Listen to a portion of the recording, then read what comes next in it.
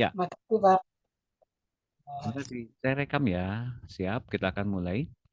Dua sub terakhir dari bab 123 sejak semula ditentukan. Nah, sekarang kita masuk ke dalam sub yang keempat. Alam semesta ini hanya dekorasi.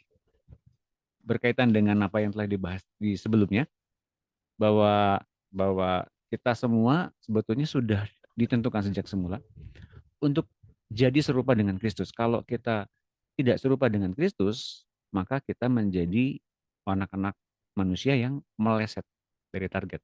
Nah, sementara kemampuan untuk kita menjadi anak Allah itu diberikan oleh Bapa sendiri lewat diri Kristus, lewat diri Tuhan Yesus. Agar kita kemudian masuk kembali ke dalam kealahan. Jadi, keinginan Bapa sejak awal adalah kita kembali lagi menjadi bagian dari kealahan. Ya, teman-teman, kita adalah keluarga Allah yang besar. Itu keinginan Allah sejak awal. Makanya ia ikut ambil bagian dalam segala sesuatu untuk mendatangkan kebaikan bagi mereka yang mengasihi Dia. Tapi bagi mereka yang tidak mengasihi Allah cenderung menjadi pahit hati. Mengapa? Karena Allah yang seringkali mengintervensi kita adalah Allah yang kemudian kita bisa curigai, ya, dalam setiap perbuatan baik yang ia lakukan, dari setiap apapun yang ia nyatakan, kuasa-kuasanya yang ia buktikan, meskipun tampaknya di dunia ini seringkali tampaknya sebaliknya di mata orang-orang. Namun orang-orang tersebut tidak mampu melihat dari berbagai perspektif Allah itu mengerjakan dengan segala kebaikannya, teman-teman ya. Ini yang perlu kita harus sadari. Sementara Allah ini udah punya rencana sejak dunia belum dijadikan. Apa yang sejak dunia belum dijadikan? Bahwa semua manusia mesti menjadi seperti Kristus anaknya itu. Itu salah satunya. Dan sejak dunia dijadikan, apa yang ia nyatakan? Bahwa setiap manusia harus dalam kesempurnaan Allah. Nah, jadi dia punya norma, ya, punya norma dalam mengatasi segala macam problematik yang ada di dunia ini, yaitu kesempurnaannya. Nah, di sub yang keempat ini kita akan membahas tentang alam semesta ini hanya dekorasi. Sadari dengan sesungguhnya bahwa tujuan Allah Bapa yang terakhir dengan dunia ini adalah memperoleh sejumlah besar manusia-manusia yang telah dipilihnya dan dipanggilnya, dibentuknya dan disempurnakannya menjadi seperti Yesus. Bila tujuannya telah tercapai, Bila tujuannya telah tercapai, semua manusia dibentuk, dipanggil, dan disempurnakan jadi seperti Yesus, maka langit lama dan bumi lama ini akan dilenyapkannya dalam api yang menghanguskan. Berikut bersama-sama dengan semua makhluk yang tidak memenuhi syaratnya itu. Karena semua itu hanyalah dekorasi. Wah, jadi semuanya hanya pelengkap aja ya, pelengkap, dan sebetulnya yang jadi esensinya adalah ia sedang membuat keluarga Allah, ya. Jadi dunia ini hanyalah seperti dekorasi saja dan panggung sandiwara. Lalu ia akan membawa anak-anak Allah yang serupa dengan Yesus itu semua untuk hidup bersama di dalam langit baru dan bumi yang baru dan bertumbuh lebih lanjut di sana. Jadi kehidupan kekal kita berlangsung di dalam langit dan bumi yang baru, ya, bukan di bumi dan langit yang ini. Dunia lama ini hanyalah tempat persemaian, tempat menabur benih, lalu diseleksi. Yang memenuhi syarat akan dipindahkan ke tempat bertumbuh sesungguhnya, yakni langit baru dan bumi baru. Mari kita baca ayat 2 Petrus 3 ayat 10. Silakan dibaca oleh Ibu Dina, boleh.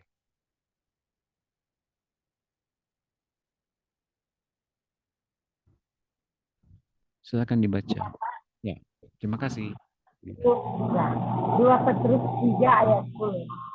Tetapi hari Tuhan akan tiba seperti pencuri. Pada hari itu langit akan lenyap dengan gemuruh yang dahsyat dan unsur dunia akan hangus oleh nyala api. Dan bumi dan segala yang ada di atasnya akan hilang lenyap. Jadi jika segala sesuatu ini akan hancur secara demikian, betapa suci dan salehnya kamu harus hidup sementara kamu menantikan dan mempercepat kedatangan hari Allah. Pada hari itu langit akan binasa dalam api dan unsur-unsur dunia akan hancur karenanya nyalanya. Ya, terima kasih Bu Dina. Ayat 13-nya silakan dibaca Ibu Esther. 2 Petrus 3 ayat 13. Tetapi sesuai dengan janjinya, kita menantikan langit yang baru dan bumi yang baru, di mana terdapat kebenaran. Amin. Ya, terima kasih, Bu Esther. Ya, Pak. Nah, jadi sebetulnya yang menjadi pokok permasalahannya, apakah manusia masih berdosa? Adam dan Hawa jatuh ke dalam dosa. Apakah permasalahannya hanyalah untuk mengatasi semua masalah-masalah yang ada di dunia ini? Apakah masalah utamanya adalah yang penting pelayanan? Apakah masalah utamanya di dunia ini sebetulnya adalah bagaimana kita mengatasi berbagai masalah-masalah dengan cara berdoa? Apakah semuanya kita mesti selesaikan dengan hanya kita mikirin setiap hari mesti bayar cicilan ini, mesti bayar utang ini, utang itu, dan sebagainya? Apakah itu yang mesti kita pikirkan setiap hari? Sedangkan Allah punya pikiran sendiri. Nah, Bapak Ibu sekalian, teman-teman, ketika Allah punya pikiran, Allah punya kerinduan, Allah punya rencana, sedangkan kita sibuk dengan berbagai macam rencana dan pikiran-pikiran yang kita punya, ya, kita sedang beroposisi dengan Allah. Teman-teman, Bapak Ibu sekalian, sementara hari Tuhan akan tiba seperti pencuri.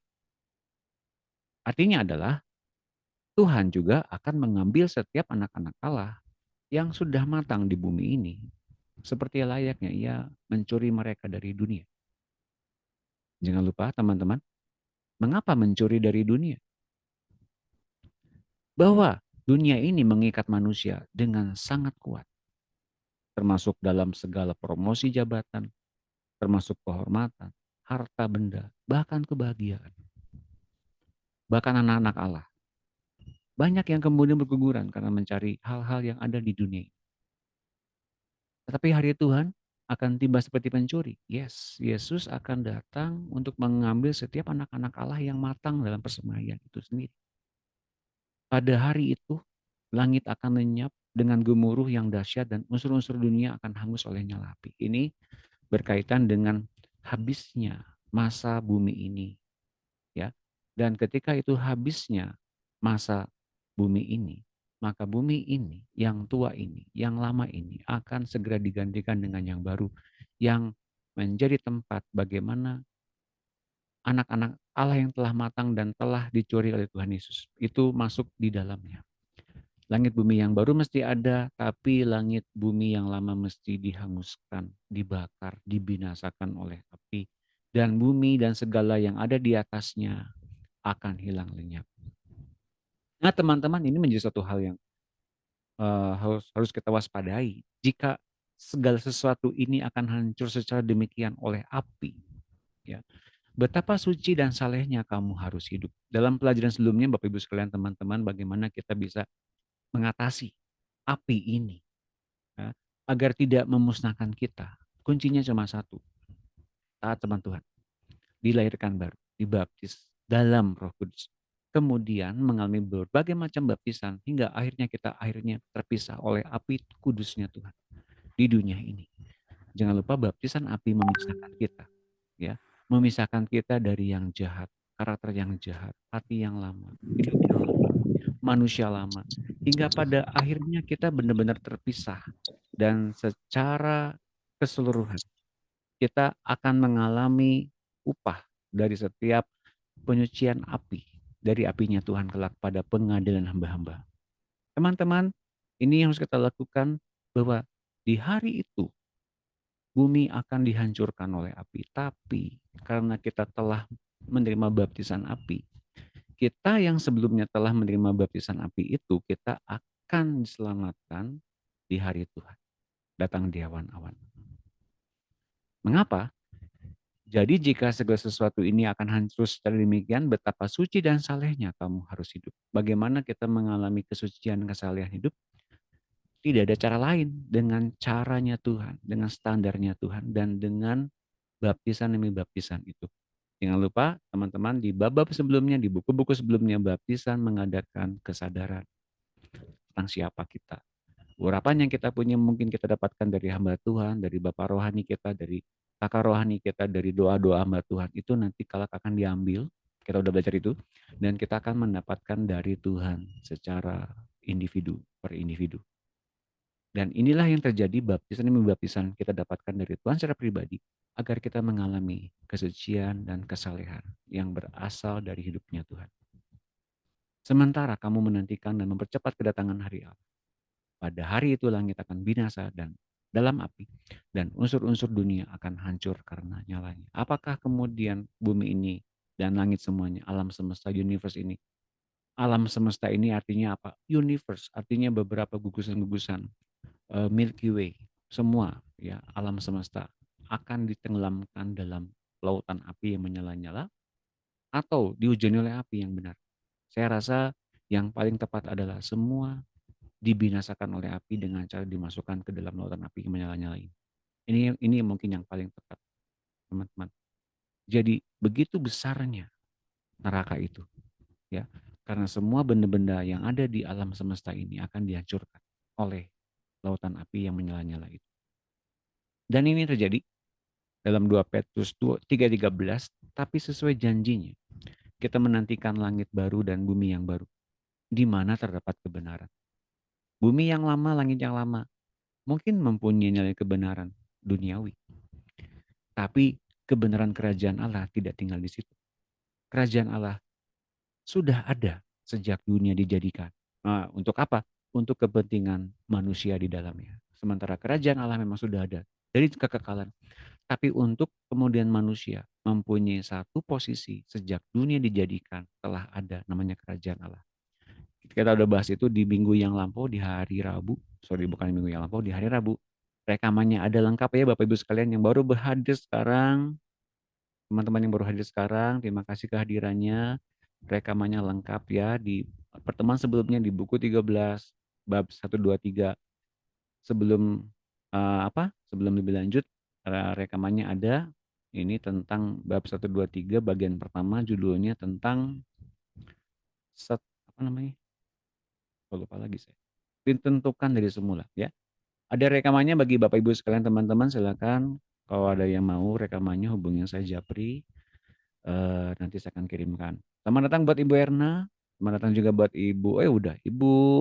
Ini Ibu Vivi.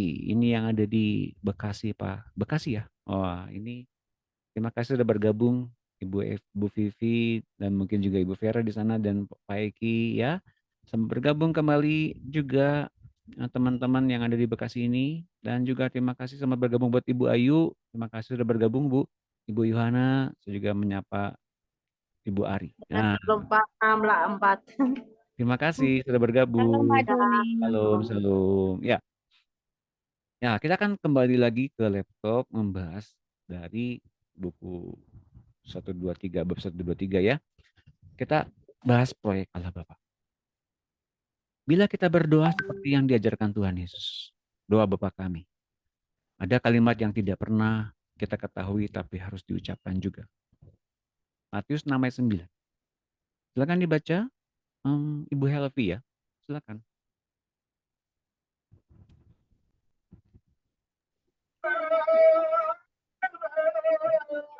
Matius 6 ayat 9 ya Pak Doni. Oke, betul. Betul Bu. Matius 6 ayat 9. Karena itu berdoalah demikian. Bapa kami yang di surga, dikuduskanlah namamu. Datanglah kerajaanmu, jadilah kehendakmu di bumi seperti di surga. Terima kasih Bu Helvi. Ya, terima kasih Tuhan. Ya. Jadi ini ada doa Bapa kami yang di dalamnya ada jadilah kehendakmu di bumi seperti di surga. Jadi kehendak Bapa terjadi seperti di surga, terjadi juga di bumi. Menurut Anda, kehendak Bapa yang harus terjadi di bumi itu kehendak yang mana? Sekarang hal itu menjadi jelas. Ternyata kehendaknya adalah agar sebanyak-banyaknya manusia yang diciptakannya melalui anaknya ini mulai mengasihi Dia, mulai mengasihi Allah. Karena Allah ingin menjadikan mereka serupa dengan gambar anaknya, Yesus Kristus. Jadi ini adalah proyek Allah Bapa yang terbesar yang harus terjadi besar-besaran di muka bumi ini. Kalau ada orang yang bingung mencari proyek demi nafkah untuk hidupnya, mulai mengerti bahwa Allah Bapa punya proyek seperti ini, mereka yang mau melamar pekerjaan ini kepada dia, pasti segera diterima. Apa bentuk proyeknya? Memberi dirimu diubah secepat-cepatnya menjadi seperti Tuhan Yesus. Dan juga belajar membawa orang lain bergabung untuk diubah menjadi seperti Yesus juga.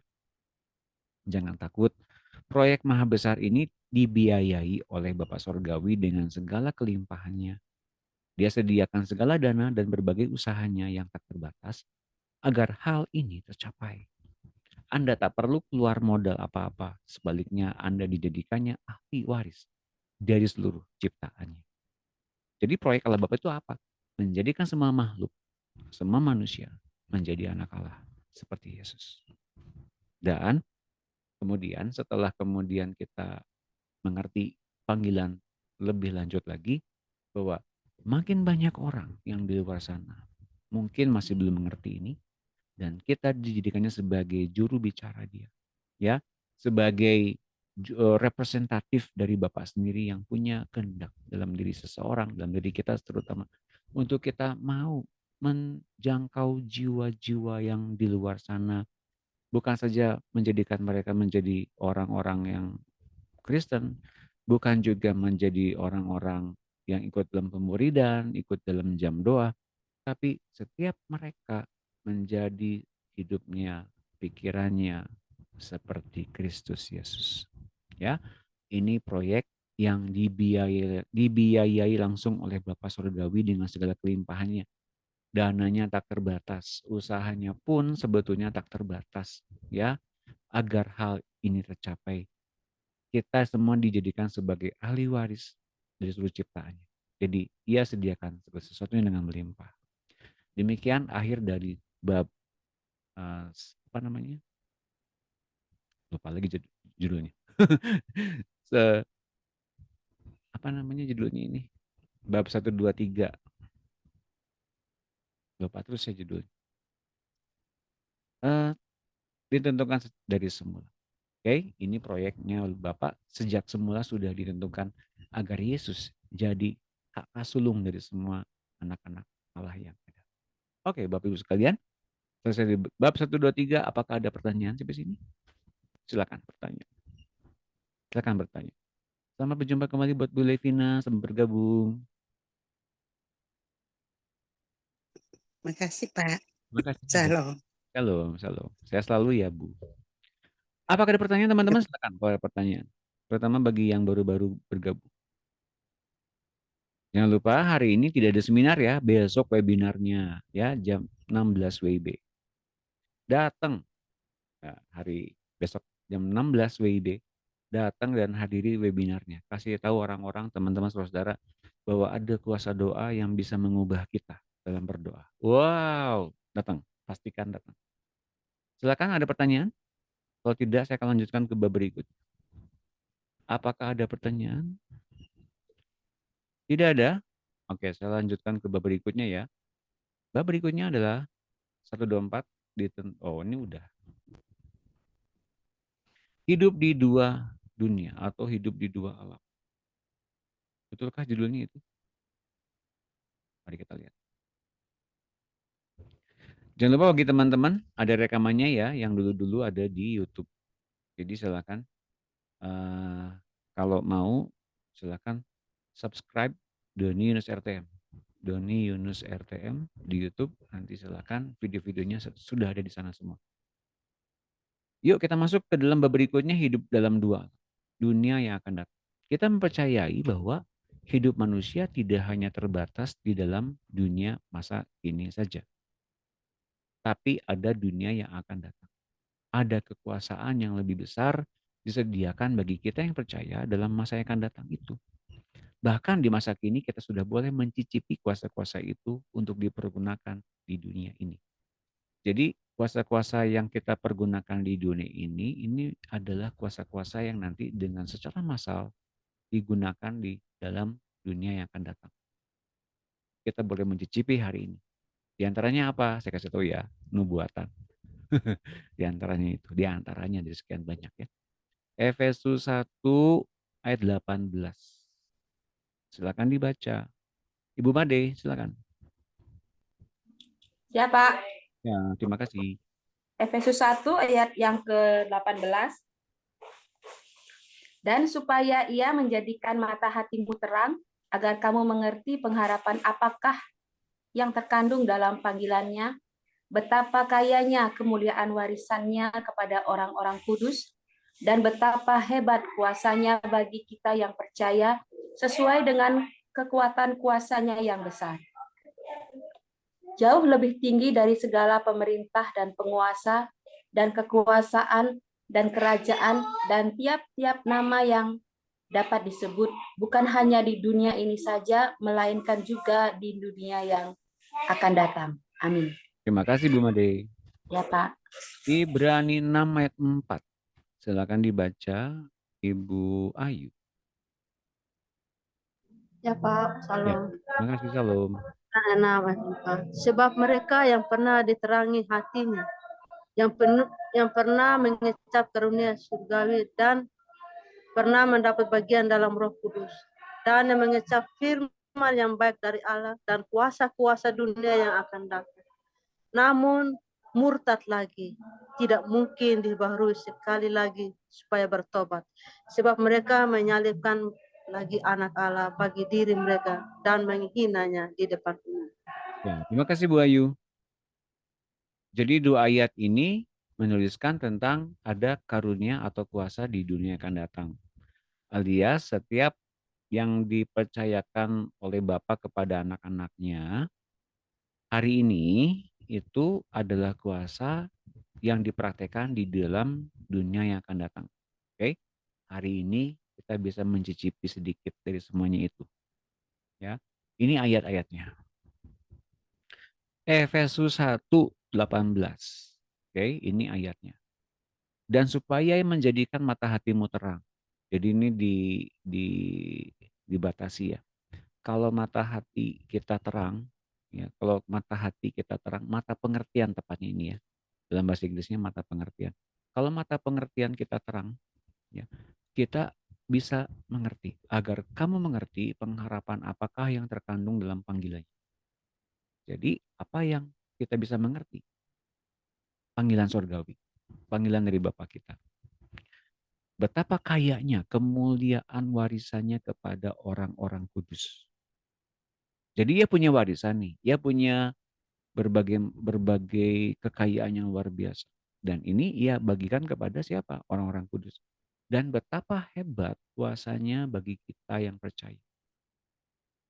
Yang termasuk orang kudus dan yang percaya. Sesuai dengan kekuatan kuasanya yang besar. Oke? Hanya jika diberikan, hanya ini terjadi jika orang-orang itu dikuduskan dan menjadi orang kudus. Dan kemudian orang-orang yang percaya pun berhak menerimanya. Kekuasaan yang besar yang dari Allah itu. Perbandingannya gimana, dengan apa perbandingannya? Perbandingannya begini, apa yang diberikan oleh Allah kepada anak-anaknya? Jauh lebih tinggi dari segala pemerintah dan penguasa dan kekuasaan dan kerajaan. Artinya di bawahnya kerajaan Allah dong ya. Siapa itu? Ya siapa lagi kalau bukan kerajaan si jahat, penguasa si jahat, kuasa-kuasa si jahat, pemerintah-pemerintah dunia yang gelap ini. Dan tiap-tiap nama yang dapat disebut. Ya, penguasa-penguasa di dunia roh, si roh jahat itu siapa saja yang menjadi penguasa-penguasanya itu masih inferior dibanding apa yang Allah sediakan bagi anak-anak. Bahkan bukan hanya di dunia ini saja, melainkan juga di dunia yang akan datang. Jadi kuasa Allah itu sangat powerful. Kalau kita pakai di dunia ini saja, ya, itu bisa dilakukan. Tapi jangan sampai hanya terbatas di dunia ini saja. Melainkan kita bisa mengetahui juga di dunia yang akan datang. Contohnya teman-teman. Siapa yang tahu dari orang-orang yang ada dalam Alkitab yang sudah mencicipi karunia dunia yang akan datang? Itu siapa saja? Siapa yang tahu? Siapa yang tahu? Tokoh-tokoh di Alkitab yang sudah punya kuasa dunia yang akan datang. Sebutkan. Siapa yang tahu? Nggak ada yang tahu? Elia. Elia. Sudah disebutkan. Enggak disebutkan dia. Enggak disebutkan dia punya kuasa. Dia hanya terangkat ke surga, hidup ya. Tapi kalau punya kuasa dunia akan datang enggak disebutkan.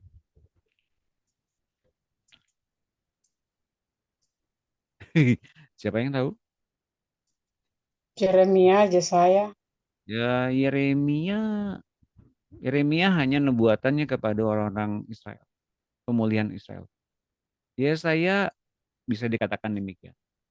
Ya saya diantaranya ya, tepuk tangan buat Ibu Sinar.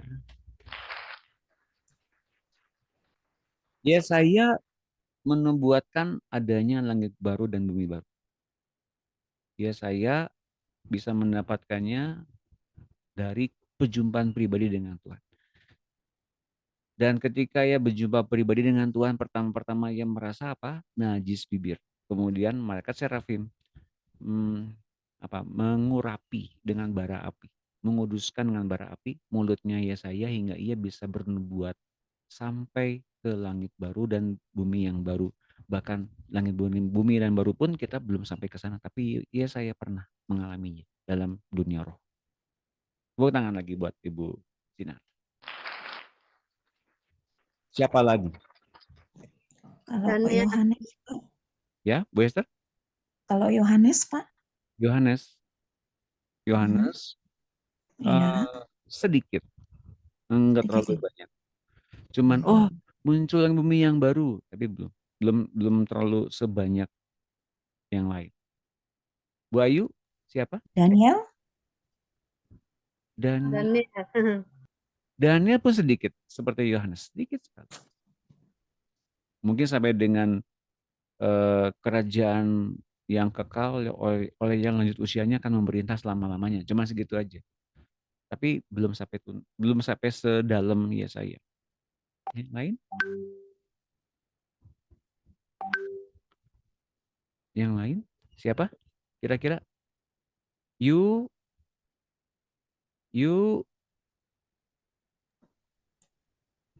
Yusuf, bukan Yusuf, Yeskel. Tepuk tangan.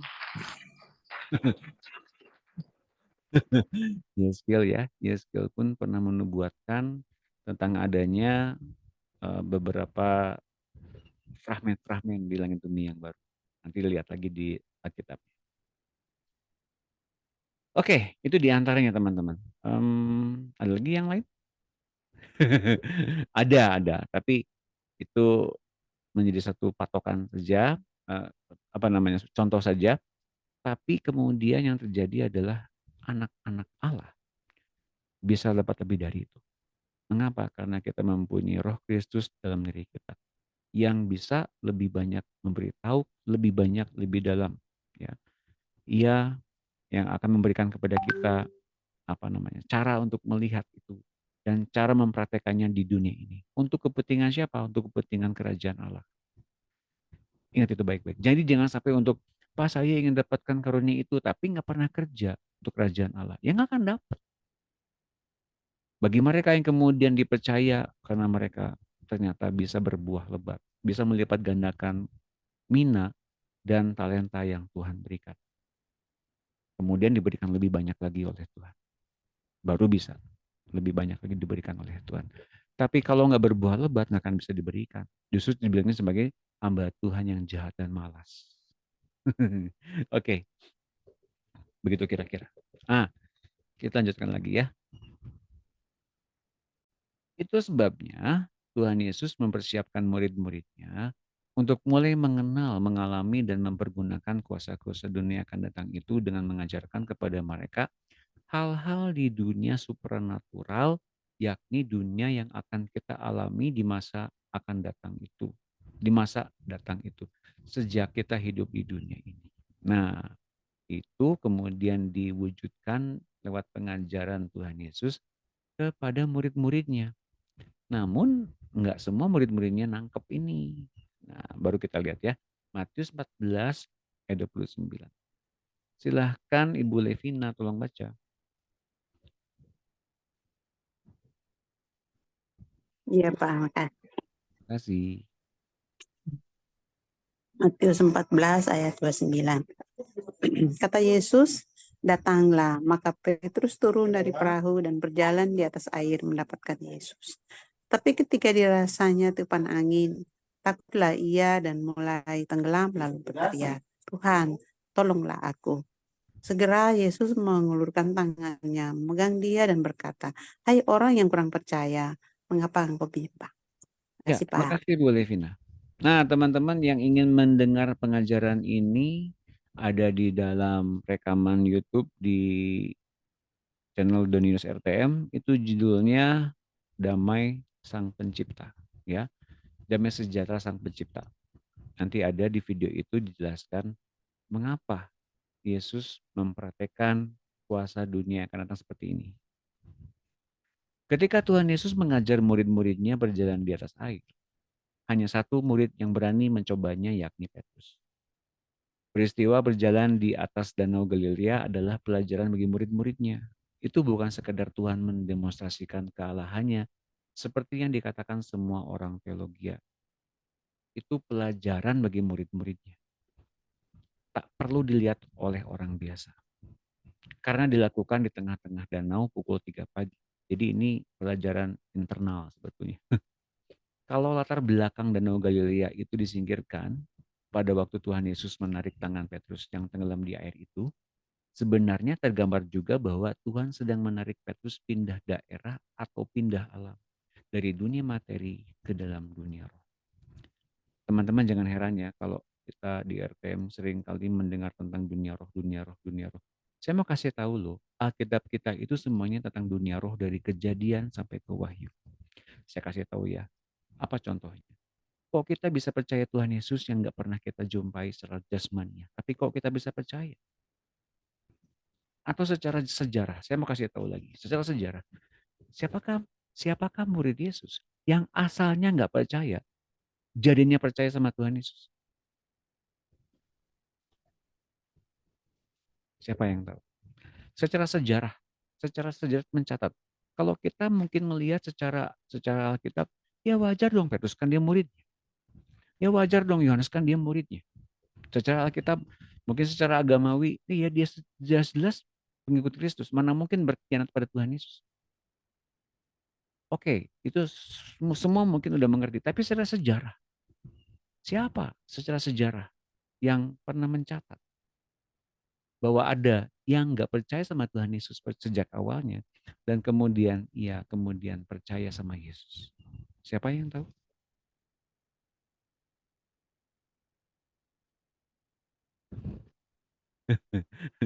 Jadi orang-orang skeptis, orang-orang ateis nggak mungkin bisa mengalahkan hal ini karena ada sejarah.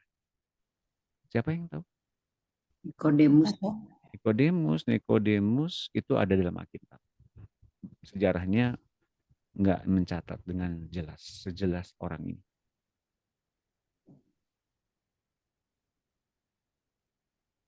Siapa yang tahu? Apa murid Yesus yang inti aja, Pak?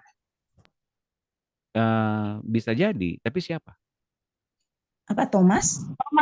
Thomas itu kemudian percaya kan? Dia ketika mencucukkan jarinya ke tubuh Yesus dan telapak tangan Yesus kan dia percaya guru, Tuhanku dan Allahku. Jadi percaya langsung. Siapa coba? Siapa ya? Bingung lah, Pak. Bingung ya? Oke. Iya. Jawabannya adalah Yakobus. Kok bisa Yakobus? Yakobus yang mana? Peristiwa apa ya, Pak? Saya kasih tahu ya, Yakobus itu ada dua, Yakobus muda dan Yakobus saudaranya Yohanes. Yakobus muda, siapa yang tahu? Siapa Yakobus muda? Adiknya Tuhan Yesus ya? Iya, adiknya Tuhan Yesus. Oke? Jelas ya? Dia adalah orang terdekat dengan Tuhan Yesus, saudaranya Tuhan Yesus. Ya, dari apa? Mungkin saja sejak kematian apa namanya? Nggak disebutin ya. Sejak kematian siapa? Yusuf mungkin apakah menikah lagi apa tidak saya nggak tahu. Tapi Yesus punya adik-adik, ya teman-teman. Punya dan diantaranya adalah Yakobus muda ini atau Yudas Tadeus. Ada lagi diantaranya. Nah, yang terjadi adalah kalau teman-teman lihat secara sejarahnya dan Alkitabnya bilang, familinya Yesus, saudara-saudaranya Yesus itu semuanya nggak percaya Yesus itu adalah seorang Mesias, nggak percaya. Benar nggak? Mereka mengolok-olok ketika hendak mau ke perjamuan Kana, tunjukkan kepada dunia siapa engkau. Bagi kamu semuanya selalu ada waktu, bagiku tidak. Masih ingat ayat itu, teman-teman? Dan saya percaya di antaranya adalah Yakobus muda itu. Semua famili Yesus, semua saudaranya Yesus itu nggak percaya sama Yesus. Oke, sekarang saya mau tarik lagi ke dalam sejarah. Dalam sejarah, Flavius Josephus pernah mencatat bahwa ada satu orang murid Yesus, kemudian rela dihukum mati oleh Kekaisaran Romawi yang disebutkan sebagai oleh Flavius Josephus adalah orang ini mungkin adalah kerabat dari Yesus yang dulu disalibkan itu. Orang ini mungkin orang dekatnya Yesus, tapi kok dia mau mati bagi Yesus? Itu Yakobus muda. Untuk dilengkapnya nanti saya akan tunjukin, ya, tunjukin di mana letak tulisan itu ada. Dan Flavius Josephus itu bukan seorang Kristiani, bukan seorang pengikut Kristus, tapi dia seorang Yahudi, warga negara Roma yang mencatat sejarah dengan jujur di luar Alkitab, tapi mendukung Alkitab. Jelas teman-teman? Nah, ini satu bekal buat seluruh orang-orang di luar sana. Ya, ternyata ada pengikut Kristus yang dalam konteks sejarah itu memang benar-benar menjumpai Yesus sebagai Mesias. Dan benar-benar ia mau mati bagi Kristus karena ia telah menemukan Mesias yang sebenarnya. Nanti boleh, nanti kalau ada yang mau, nanti saya kirimin linknya. Sejarah mencatat seperti itu. Ada orang yang skeptis sama saudaranya, dan kemudian dia bisa menemukan ternyata saudaranya itu adalah Mesias, juru selamat yang benar-benar mati dari mati dan bangkit dari kematian dan bangkit ke sorga, naik ke sorga dengan tubuhnya sendiri. itu buat orang-orang di luar sana mungkin sampai dengan saat ini nonsens, omong kosong, kan mayatnya dicuri kan ya, yang disalibkan kan Yudas Iskariot. Itu ternyata sejarahnya nggak seperti begitu. Nah teman-teman, di luar Alkitab ada sejarah mencatat dan ini bukti otentik. Ah bohong, itu kan salah gunakan. Jadi yang benernya yang mana? Buktinya mana? Gitu. Gitu ya, kalau ada orang yang keberatan seperti begitu, ya wis berarti sejarahnya kamu yang paling pintar dibanding Flavius Josephus. Lucu juga ya orang-orang dunia itu menyangkal Yesus kok sampai senekat itu. Malu-maluin aja ya teman-teman. Oke. Kita akan teruskan. Jadi Yesus ketika menarik tangan Petrus di luar konteks bahwa itu adalah di Danau Galilea, sebetulnya yang terjadi adalah Yesus lagi memindahkan kesadaran Petrus ke dalam dunia roh dari dunia materi. Jadi ada dua hukum yang berbeda saat itu. Petrus masih dikuasai oleh hukum dunia materi, di mana hukum Archimedes berlaku. Karena berat jenis Petrus lebih besar dari berat jenis air itu sama dengan 1, maka Petrus memang harus tenggelam. Itu berdasarkan hukum Archimedes. Tapi Tuhan Yesus bisa berdiri, bahkan menolong Petrus berdiri lagi ke atas air. Karena ada hukum lain yang berlaku bagi dia, yakni kalau kamu tidak takut, maka kamu bisa berdiri di atas air. Ini hukum yang baru. Oke? Ini hukum yang baru yang dinyatakan oleh Tuhan Sang Pencipta. Jadi hukum yang ada ini, hukum yang kemudian membuat seorang yang percaya bisa ada berdiri di atas air. Kalau dia percaya. Kalau kamu tidak takut. Hukum seperti ini hanya ada dalam dunia roh. Di alam roh. Dunia supranatural yang lebih besar dibanding hukum-hukum alam. Tuhan sedang menarik Petrus masuk ke dalam dunia supranatural itu agar menjadi seperti dia. Menjadi seperti Yehova. Sesudah ditarik oleh Tuhan ke atas air, dia berjalan lagi di atas air, tapi tentu saja sambil dipegang oleh Tuhan. Jadi ini kan praktek tentang bagaimana berjalan di dalam dunia supernaturalnya Allah, dalam dunia roh. Yang kelak kalau kita terus-menerus ada di dalamnya, dunia roh dan dunia supranatural itu menjadi dunia natural bagi anak-anak Allah karena sudah terbiasa hidup dalam dipimpin oleh Roh Kudus. Sampai sini, Bapak Ibu sekalian teman-teman, apakah ada pertanyaan? Apakah terlalu cepat penjelasan saya atau tidak dimengerti? Silakan ditanyakan. Iya Pak, tahu cepat. Devina, silakan.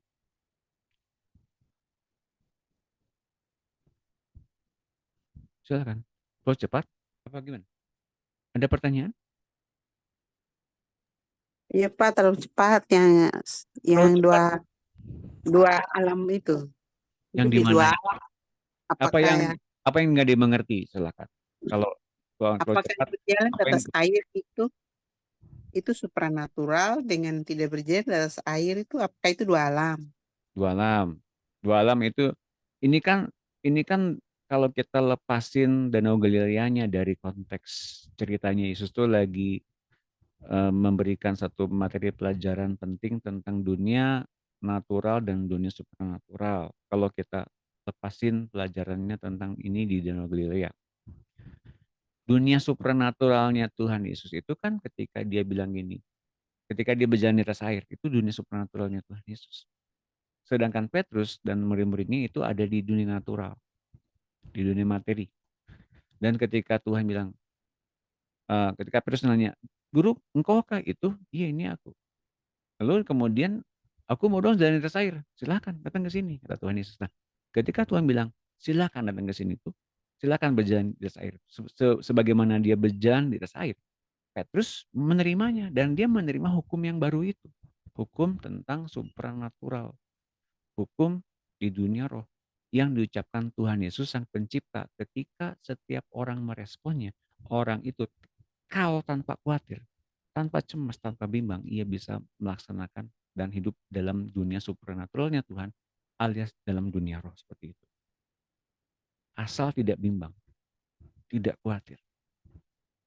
Tapi ketika dirasanya ada angin dan kemudian dia masa takut, maka Petrus tenggelam lagi.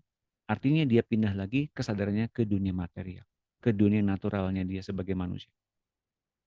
Dia sempat pindah ke dunia roh, ke dunia supranaturalnya Tuhan, atas bimbingan Tuhan.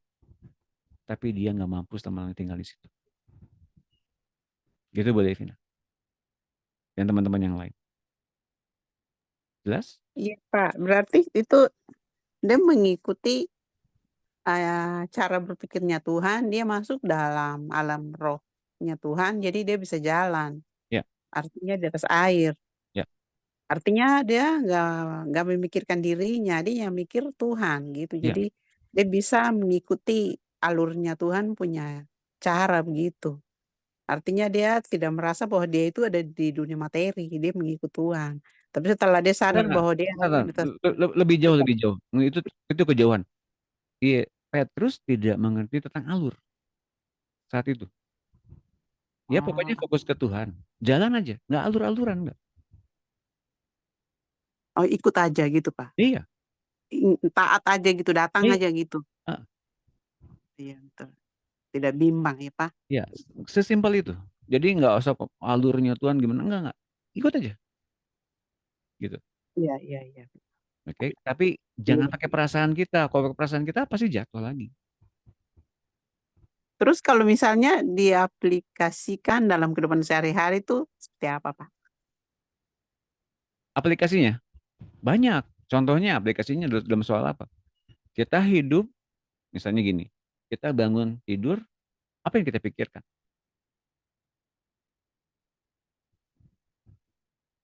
Iya, pikirkan tentang misalnya nih hari ini mau ngapain, hari ini kita misalnya kebutuhannya kebutuhan hari-hari hari ini ada yang kurang gitu. Ya. Tuh berarti itu khawatir Pak ya, tidak bisa Iya, masuk dalam rohnya Tuhan. nggak bisa mas. Iya betul Pak. Jadi nggak bisa mengikuti, nggak fokus gitu, Iya. nggak Kita, fokus sama apa iya. maunya Tuhan. Kemudian kita tidur, kita mikirin apa? Terakhir kali kita tidur, sebelum kita tidur, terakhir kali sebelum kita tidur, terlelap kita mikirin apa? Itu terbawa-bawa terus sampai dengan 24 jam. Ya nggak? Mana bisa kita masuk ke dalam dunia spiritualnya Tuhan Yesus, dunia rohnya Tuhan Yesus dengan segala kebenaran kerajaan Allah dan kerajaan Allah itu sendiri. Bagaimana kita bisa mengalaminya sementara yang kita pikirkan terlalu banyak, yang kita butuhkan terlalu banyak. Dan itu jadi agenda kita minta sama Tuhan. Jadinya ada distorsi, meleset dari target. Jelas? Pokoknya nanti dia datang besok ya, di webinar. Doa apa sama Tuhan kalau gitu? Apakah mesti doa itu terjawab oleh Tuhan dengan caranya kita, dengan apa yang kita inginkan? Berarti doanya mujara banget nih Pak, terjawab oleh Tuhan dengan sesuai dengan apa yang saya inginkan. Saya rasa itu terlalu maksain Tuhan. Kalau iya benar terjadi sesuai dengan keinginan kita ya, tiba-tiba punya satu hal-hal yang luar biasa gitu ya yang terjadi. Saya rasa mungkin kitanya ngotot banget sama Tuhan atau kitanya kemudian di mata Tuhan ya udah dia masih kanak-kanak dikasih aja dikit. Tapi suatu kali kelak dia nggak akan menjawab sesuai dengan apa yang kita inginkan. Karena waktunya pendewasaan, waktunya dimatangkan di situ. Itu teman-teman. Itu boleh Vina. Ya Pak, berarti percaya saja Pak ya. Percaya saja sama apa? Percaya saja sama Tuhan dan Ya, taat saja. oke. Percaya Nggak saja dan usah taat. Taat geleng-geleng. ini terjadi kalau kita mendengarkan instruksinya. Iya, Kalau taat tiba-tiba taat, taat pada apa? Gitu loh. Iya kan? iya, benar. Itu dia. Oke, mudah-mudahan terjawab ya. Tinggal ikut Tuhan itu sama dengan menutup mata dari kenyataan. Nah, tergantung. Kalau kitanya udah mantap di dunia roh, tentu saja dunia material ini bisa kita tinggalkan dengan hukum yang baru, tentu saja ya. Kan kita masih ada di dunia, Pak. Nah, ini pentingnya hikmat dan kebijaksanaan. Kita masih ada di dunia ini, tapi kita pakai hukum roh. Gimana caranya? Hanya satu kuncinya, teman-teman, di antaranya. Serahkan tubuh kita sebagai persembahan yang hidup. Dan untuk itu maka kita bisa mengerti apa yang Allah inginkan standarnya. Baik, berkenan, dan kesempurnaan versi dia. Dan yang kedua apa? Jangan serupa dengan dunia ini. Nah ini penting. Kalau ini dilewat, asal taat aja, nggak akan bisa. Nggak akan bisa saya jamin. Makin rontok iman kita. Apalagi kalau ketiga ya, usahakan iman kita hanya kepada apa yang Tuhan sediakan bagi kita. Dan mengukur diri. Jangan sampai kita menginginkan terlalu banyak. Iman itu saja pun diberikan takarannya oleh Tuhan. Jadi itu sebabnya mengapa kerajaan Allah memakai sistem benih, ya, enggak ujuk-ujuk tiba-tiba jadi pohon kelapa gitu ya, enggak. Ditanamkan dulu dalam hati kita benih Kristusnya. Tumbuhnya seperti apa jadinya kelak. Enggak mungkin tiba-tiba jadi pohon kelapa, benih pohon kelapa jadi pohon kelapa gitu enggak. Itu sebabnya mengapa ada yang namanya pasang surut kehidupan. Misalnya gitu ya. Bukan saya ngomongin soal puisi, bukan. Di mana-mana ada di bawah kolong langit ini ada masanya. Selalu ada masanya. Saya sering kali bilang, kalau kita bahagia, silakan terima kebahagiaan itu. Tapi kalau nggak bahagia, jangan kecewa. Kalau kemudian kita berkelimpahan, nikmati selagi kita bisa menikmatinya. Karena itu nggak kekal. Nikmati. Tapi itu di bawah matahari. Untuk kebutuhan kita sehari-hari, silakan nikmati. Tapi kelak itu pun nggak. Mengerti nggak? Teman-teman Bapak Ibu sekalian. Oke, ada lagi pertanyaan? Silakan.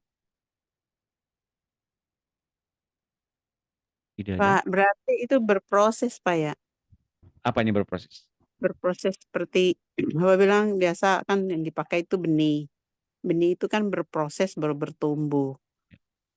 Jadi kita misalnya kalau kita mau mengikuti kita mau mengikuti dan percaya Tuhan seperti Petrus berjalan atas alam roh, hidup dalam dua alam itu berproses juga untuk sampai ke situ. Nah, yang berproses apanya? Saya pengen tahu. Maksudnya iman, seperti Bapak tadi bilang iman itu berproses. Maksudnya bertumbuh dari benih, bertumbuh sampai bisa maksudnya besar gitu. Untuk kita bisa melewati semua itu, semuanya tuh mengalami proses demi proses sampai kita bisa tidak menjadi serupa dengan dunia, terus kita bisa mengalami dua alam itu. Artinya bisa sampai ke sana. Apakah seperti itu? Saya mengerti maksudnya Bu Levina, tapi gini, mari kita lihat di kedalaman hatinya Tuhan. Tuhan memberikan dirinya kepada kita dalam bentuk benih. Kita berpikir benih ilahi, benih Kristus. Oh, kecil benihnya. Enggak, sebetulnya enggak. Benih yang kita terima itu benih yang sempurna, yang sudah mengalahkan maut, mengalahkan dosa, sudah naik ke sorga, duduk sebelah kanan Bapa, memerintah sebagai Sang Pencipta dan Tuhan. Nah, benih itu ditanamkan di hati kita yang sempurna itu. Mengapa ia akan tumbuh? Seperti apa tumbuhnya?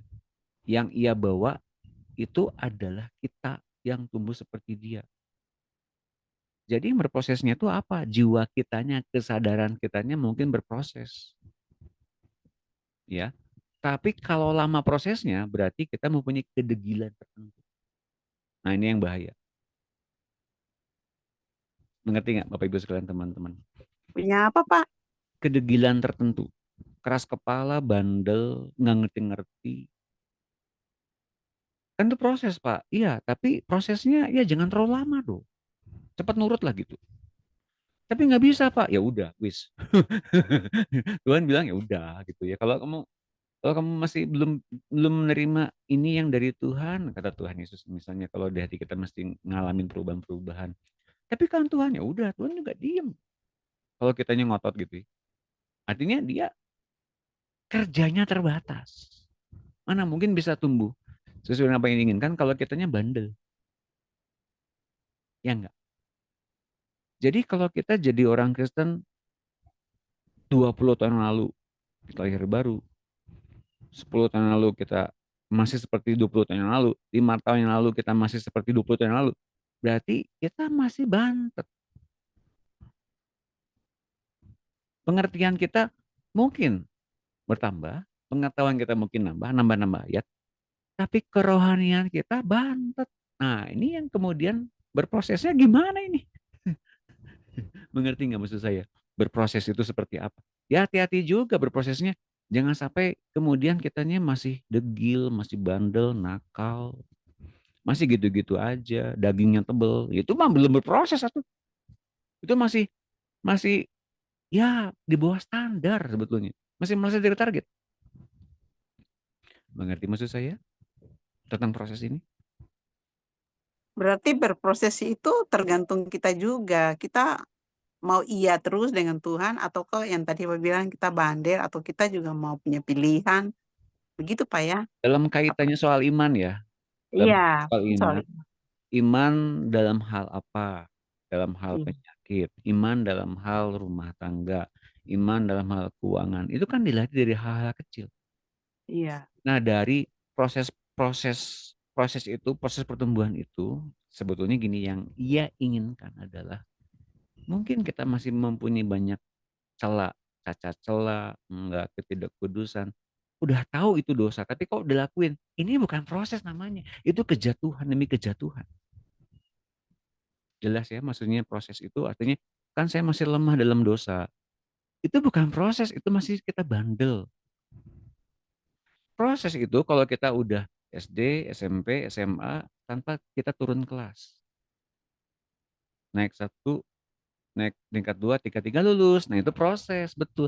Tapi kalau naik 2, naik ke kelas 2, turun satu kelas lagi, TK lagi, itu bukan proses, itu kejatuhan. Kita masih nggak lulus di wilayah dosa. Jelas? Mudah-mudahan jelas.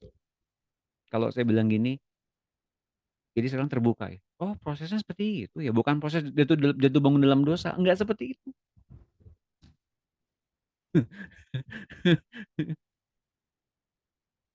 Ya Pak, berarti kalau depresi itu mengalami kejatuhan juga Pak, Nah, depresi. oke. Kalau depresi nanti dibahas di besok ada. Oh, Datang di webinar. Ada di iya makasih Pak. Nanti ada episode depresi. Ciri-ciri depresi. Saya percaya ini ada berapa orang? Ada 50.000 orang di sini. Oh enggak ada. Ada berapa orang? 14 orang ya. Minimal kita pernah depresi. Atau hari ini kita mungkin ngalamin depresi. Apa ciri-ciri depresi? Saya kasih tahu ya. Dalam hal makan. Baik itu makan, tapi sambil makan kita ngelamun, itu depresi. Itu diantaranya. Atau jadwal makan kacau. Atau nggak mau makan. Itu depresi. Ciri-ciri depresi seperti itu. Atau tidur. Entah itu gangguan tidur, atau tidur terus, atau susah tidur. Itu ciri-ciri depresi. Siapa minimal yang pernah ngalami itu selain saya? Yang ngacungnya cuma saya, Bolevina, sama yang lain nggak ngaku. Oke, nggak apa-apa kalau nggak ngaku. Karena hari ini pada videonya pada off cam. Mari kita buka videonya dan mari kita berfoto bersama. Biar videonya dibuka semua. Yuk kita berfoto bersama yuk.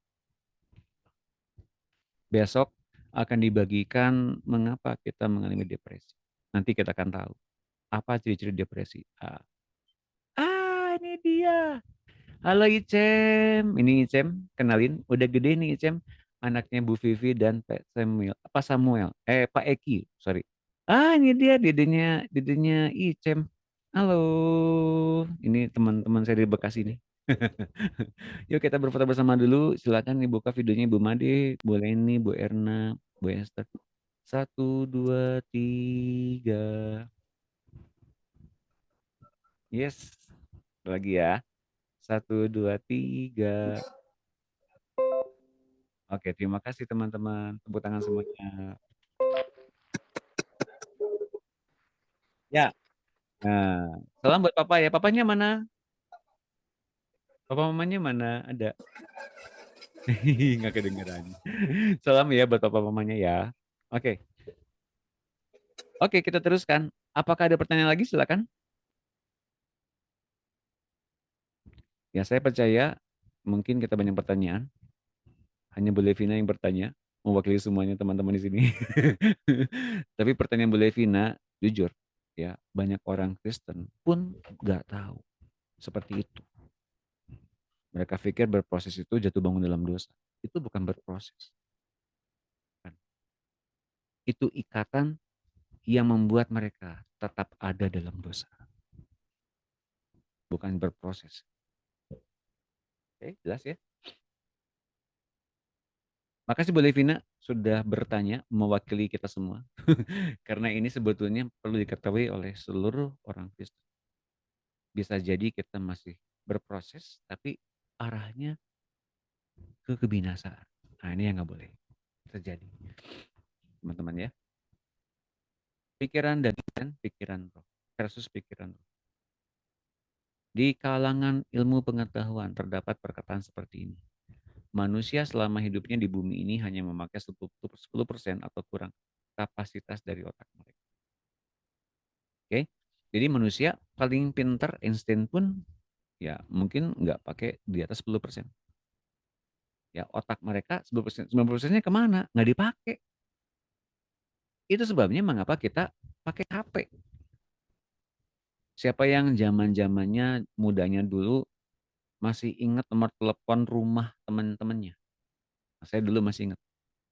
Saya masih ingat. Siapa yang dulu nelpon orang SMA-nya, teman SMA-nya, teman sekolahnya itu pakai telepon rumah dan ingat semuanya. Saya ingat. Ya kan? Siapa yang ingat? 10 orang aja telepon rumahnya. Saya ingat lebih dari 10 orang. Dulu pakai telepon rumah masih ingat. Sekarang boro-boro. Sekarang boro-boro. Nomor HP aja yang ingat. Saya nomornya Bu Slivi aja kadang-kadang yang satu ingat, yang satu enggak. Nomor telepon yang lain saya nggak ingat. Butuh HP untuk mengingat nomor sebanyak itu. Teman-teman, ini artinya apa? Ada penurunan kualitas. Kita bergantung pada otot, kita bergantung pada otak, dan itu semua terbatas, teman-teman. Oke, lihat ini. Kita lihat sekarang apa yang dibahas dalam pembelajaran ini. Bayangkan bahwa semua manusia yang dilahirkan di muka bumi sejak kecil disekolahkan dari tingkat taman kanak-kanak sampai universitas dan menjadi sarjana atau pasca sarjana, semua hanya memakai 10% kapasitas otak mereka, lalu pada mati. Kemana kapasitas yang 90% itu tak pernah dipakai? Mengapa? Karena memang yang 90% itu harus diisi oleh pikiran Kristus saja. Atau sebenarnya, sejak Adam di Firdaus, Tuhan datang tiap hari dari surganya turun ke bumi untuk mengajar Adam pengetahuan dari buah pohon kehidupan saja, yakni seluruh pengetahuan yang dimiliki Yehova. Dia melarang Adam memakan buah pohon pengetahuan tentang hal baik dan jahat. Pendidikan di bawah pohon yang satu itu dihindarkan atau dilarang karena tak akan mampu mengembang sampai 100% kapasitas berpikir manusia. Nah, ini dia teman-teman. Oke. Jadi manusia yang jatuh ke dalam dosa alias Adam sejak saat itu hanya memakai 90% karena keburu diisi lebih banyak oleh pengetahuan baik dan jahat. Justru yang 10% itu. Justru sebetulnya yang terjadi adalah maksimalnya 100% kapasitas berpikir manusia. Itu dipakai semuanya. Jadi mengapa hanya 10% kapasitas otak yang dipakai maksimal-maksimalnya? Sebenarnya yang terjadi adalah manusia itu adalah makhluk rohani yang berdiam dalam tubuh jasmania. Ini dia teman-teman. Ini apa namanya? Ini konsepnya ya, ini esensinya, ini highlightnya. Manusia kita ini adalah makhluk roh yang berwujud jasmania. Jadi Yesus mengajarkan Petrus agar mengerti tentang dunia ini, dunia roh ini. Jelas teman-teman? Nah, mengapa kita di PRTM ini baru dibagikan di buku 13? Karena kita mesti urutannya tahu 1, 2, 3. Tiba-tiba kita belajar soal Tritunggal, soal mendengar suara Tuhan, soal dunia roh 1, dunia roh 2, dunia roh 3, keluarga, tentang pewahyuan baru, tentang buku 13 kepenuhan Allah ini agar apa? Agar kita tahu runtutan peristiwanya, urutan peristiwanya, dan kemudian cara Allah menanggulangi masalah-masalah ya seperti ini. Gitu loh. Agar kita mengerti bahwa kita ini adalah manusia rohani, bukan manusia duniawi. Bukan manusia yang sembarangan dilahirkan di muka bumi ini aja lalu kemudian hidup dan mati gitu aja. Enggak. Allah punya tujuan. Bukan cuma untuk kebahagiaan saja. Sorry to say gitu. Memang benar dulu saya pernah dengar Allah itu nggak peduli dengan kebahagiaan kita sebetulnya. Mengapa? Kebahagiaan orang dunia itu fana loh. Terbatas, saya kasih tahu ya. Saya menanti-nantikan hari-hari di mana kemudian saya lulus kuliah. Oke? Lulus kuliah. Di wisuda. Malamnya saya galau. Kerjanya gimana? Kerja di mana saya kuliah? Kuliah beres, kerja di mana? Sesuatu yang kita nanti-nantikan ketika kemudian kita alami hari itu. Persis di hari itu tiba-tiba kita ngerasa, abis ini ngapain? Yang dicari-cari kebahagiaan, oh kok cuma segini kebahagiaannya ya? Malah jadinya khawatir, abis ini ntar gimana? Ketika di hari Tuhan Yesus melihat orang-orang Yahudi hari raya Pondok Daun, di hari terakhir orang-orang Yahudi itu mengambil air dari sumur-sumur mereka dan kemudian mereka menyiramkannya sebagai mesbah di hadapan Tuhan. Tuhan Yesus melihat orang-orang itu menimba air, menyimpan air, mempersembahkan air di depan Tuhan. Kemudian dia berdiri di depan mereka. Di puncak hari raya itu dia berdiri menghadapi mereka. Siapa yang haus? Mari datang kepadaku dan minum. Mengapa? Yang mereka lakukan acara ritual. Memperingati tentang bagaimana orang Israel, nenek moyang mereka, itu di padang gurun dan dipelihara oleh Tuhan, tinggal di pondok-pondok.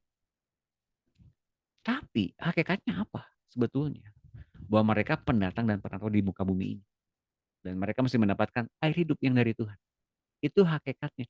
Tapi pelajaran hakikat itu nggak bisa semua orang dapatkan. Bahkan orang Yahudi pilihan Tuhan pun mereka nggak dapatkan. Di hari ini mereka rayakan tahun baru.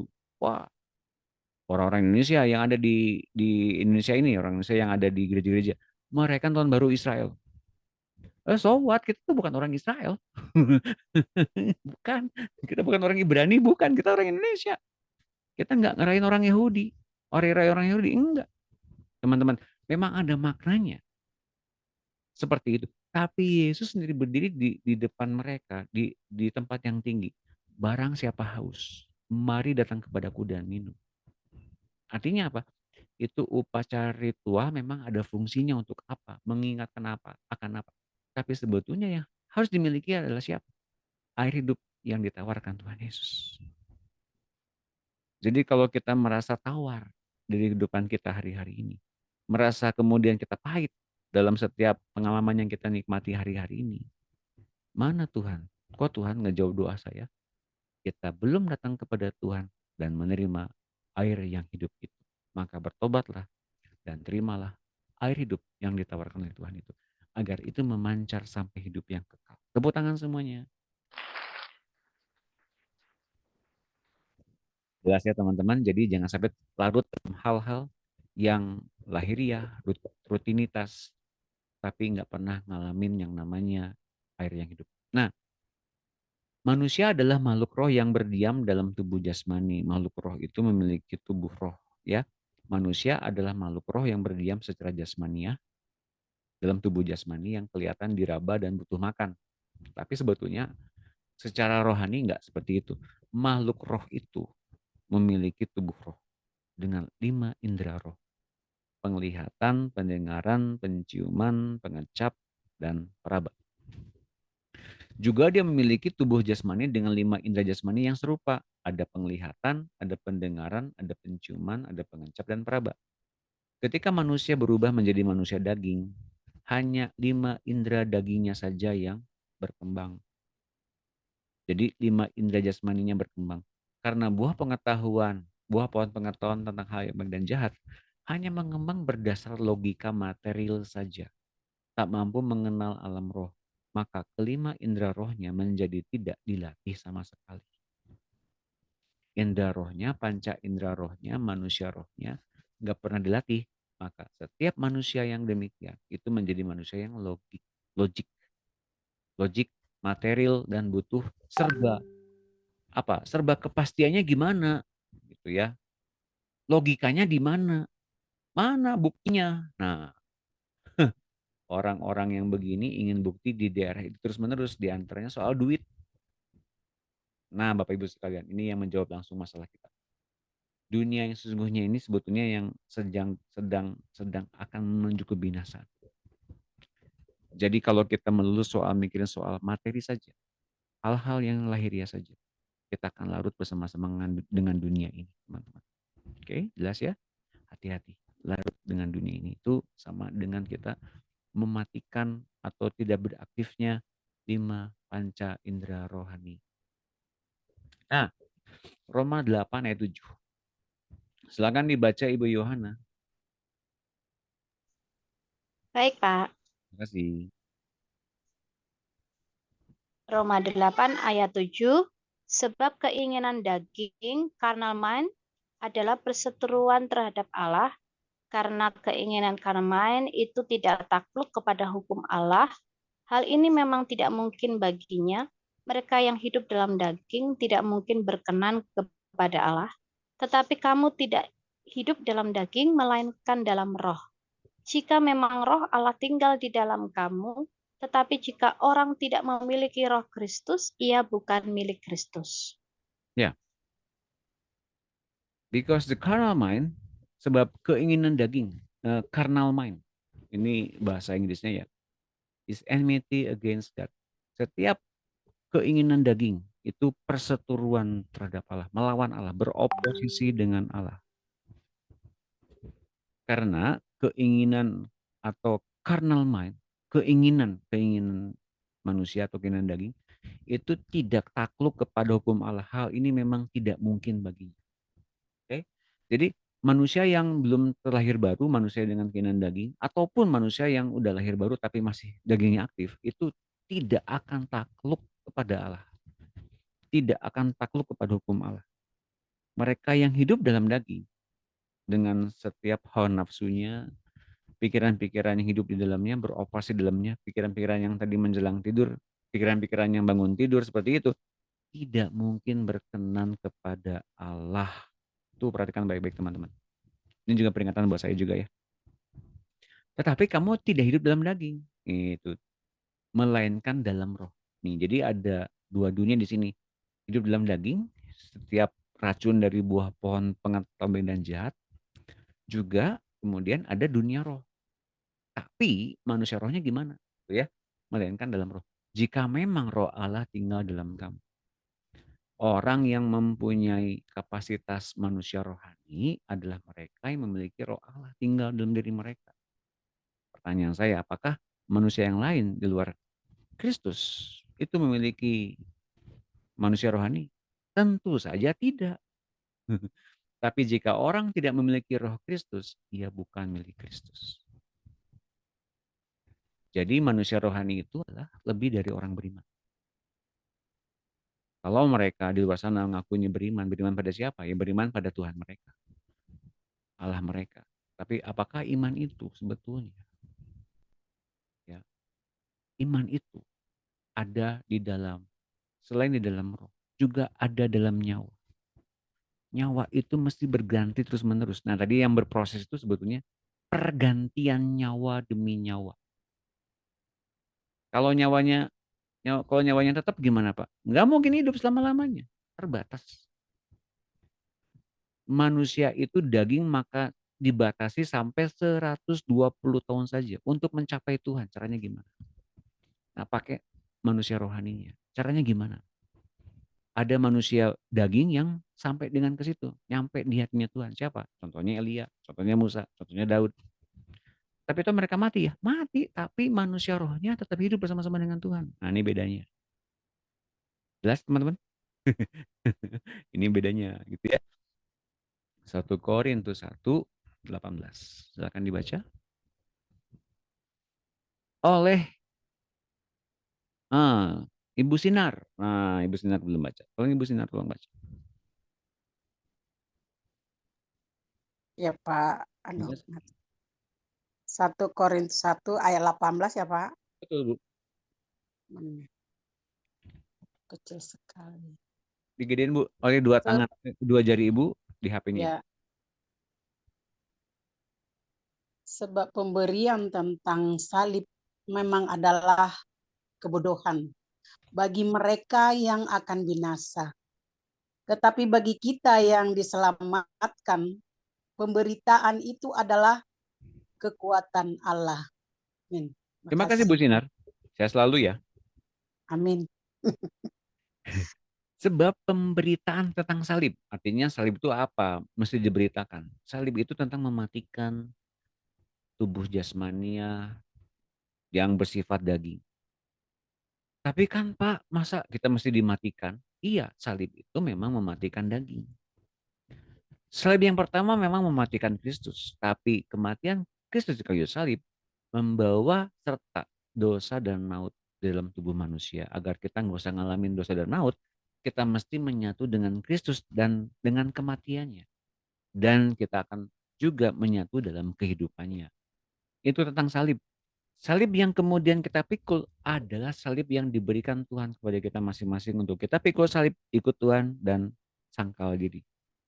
Setiap salib yang kita pikul itu untuk mematikan kembali pikiran-pikiran kedagingan yang muncul dalam anggota tubuh kita. Salib dan berita salib itu mesti dikerjakan terus, dikaryakan terus dalam diri kita agar kita paham bahwa kita ini bukan kita lagi. Makanya kalau ngomong soal salib, banyak orang kemudian tentang salib lagi, tentang Yesus lagi. Memang betul bagi mereka nggak terima karena mereka masih punya hawa nafsu, keinginan yang masih hidup. Bahkan mereka menolak Yesus sebagai Tuhan dan penyelamat mereka. Itu sebabnya mengapa pemberitaan tentang salib adalah kebodohan bagi mereka yang akan binasa. Mereka mengabaikan, mereka mengacuhkan salib itu. Tapi bagi kita yang selamatkan, pemberitaan tentang salib itu adalah kekuatan Allah. Di sini kemudian teman-teman, asalnya kehidupan kita sejak kita dibaptis dalam kematian kita. Baptisan melambangkan kematian kita tentang manusia lama kita yang dimatikan dalam air. Salib mengadakan kematian, betul. Tapi kita nggak usah dimatikan untuk kita mengalami kehidupan.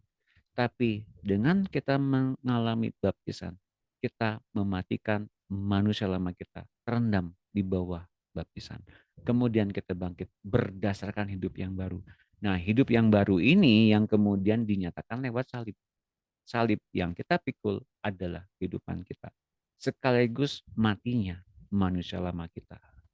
Mengertikah itu teman-teman? Bagi kita yang akan mengalami hidup yang kekal, salib ini adalah kekuatan Allah. Ya, itu adanya pendamaian dengan Allah lewat salib. Nah, kemudian dalam 1 Korintus 3:19. Apakah yang bisa baca sekarang? Apakah ada Bu Yunike. Silakan Bu Yunike tolong baca. Selamat datang Bu Yunike. Ya, Pak Doni, terima kasih. Terima kasih sudah datang. Terima kasih. Silakan Bu. 1 Korintus 3 ya Betul.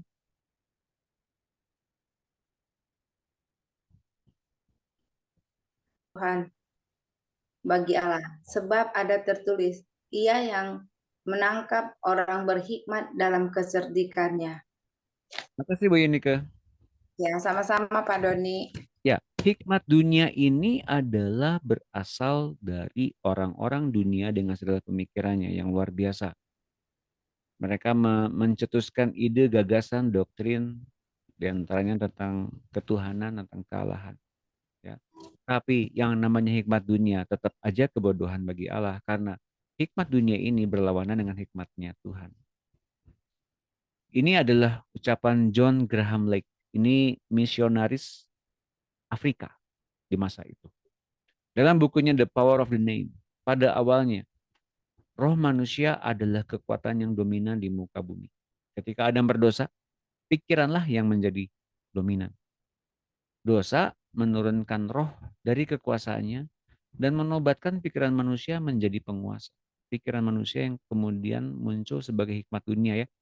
Tapi anugerah telah mengembalikan lagi roh sebagai penguasa kembali. Roh memerintah, roh siapa yang memerintah? Roh Allah. Bukan pikiran manusia. Logika manusia, otak manusia kembali memerintah. Bila seseorang menyadari hal ini, dia akan hidup dalam alam supernatural tanpa bergumul lagi. Dan ini adalah pesan Bapa Surgawi. Pikiran manusia sebenarnya dirancang untuk menerima lebih dari apa yang mereka bisa mengerti sekarang. Terlalu sedikit yang dikembangkan oleh manusia sejauh ini. Terlalu sedikit anak. Hikmat duniawi itu sedikit sekali kapasitasnya dalam berkembang. Mereka telah membuat otak manusia menderita banyak, tapi hasilnya sebenarnya hanya 0 besar. Sama sekali tidak berguna di mataku. Aku telah mengubah otakmu menjadi baru untuk berpikir seperti anakku berpikir. Aku ingin mengajar lebih banyak orang melalui engkau, anak. Semua orang harus memperoleh pikiran Kristus, yakni cara berpikir anakku. Agar selanjutnya mereka melangkah maju lagi untuk memahami aku semakin baik. Sebenarnya seorang nabi adalah orang yang berpendidikan lebih maju. Hingga mereka dapat melihat hal-hal yang akan terjadi lama sebelum zaman mereka. Yang tadi saya bilang di awal ya. Di antaranya ya saya. Tidak semua orang akan dipanggil untuk berada dalam jabatan seorang nabi. Tapi semua orang bisa dididik jauh melampaui apa yang mereka capai dengan pendidikan formal. Sekarang intinya adalah bahwa engkau perlu mengembangkan ajaran tentang bagaimana menerima wahyuku, anak. Dengan mengetik kata-kataku yang mengalir dalam hatimu, engkau dapat memperoleh lebih banyak pengajaran. Di luar apa yang kau pelajari dari Alkitab sejauh ini. Ya, harus ada sekolah nabi untuk dikembangkan sekarang. Sekolah ini akan menghasilkan generasi muda para nabi yang bisa melihat dunia spiritual lebih jelas. Pendidikan formal mempelajari apa yang sudah ditemukan orang sebelumnya. Sedang pendidikan nabi mempelajari apa-apa yang belum diketahui orang. Ada pertanyaankah, teman-teman? Menarik ya buku 13 ini dalam, perlu dicerna lagi. Saya yakin. Karena saya pun dapatnya ini udah lama dari sang penulis. Dan saya perlu mengulang lagi secara jelas. Terutama setelah dalam skema waktunya pelayanan.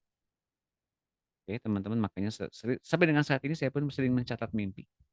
Ini memfungsikan sekolah Nabi itu terus berlanjut. Ketika saya, tanda kutip, memberikan komando kepada teman-teman Bapak Ibu sekalian, catat mimpinya, ungkapkan apa yang sedang Tuhan tuliskan dalam hati kita. Ungkapkan itu dalam tulisan. Sekarang tahu kan apa fungsinya itu? Untuk kemudian kita bisa melihat dunia akan datang. Untuk dipraktekannya hari ini, dan nyambungnya nanti di dunia akan datang, nyambung lagi dengan praktek yang sebenar. Jadi, itu sebabnya mengapa saya bilang, praktekin apa yang kemudian kita dapatkan dari Tuhan. Catat mimpi-mimpinya. Agar kita kemudian mengaktifkan manusia roh kita yang telah Tuhan berikan lewat tubuh kita ini. Adakah pertanyaan teman-teman? Silakan bertanya. Mau nanya apa, bingung? Mau nanya apa? Saking bingungnya. Silakan.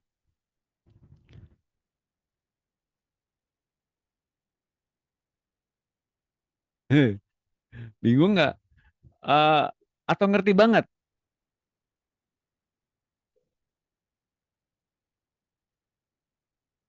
Silakan, kalau ada pertanyaan.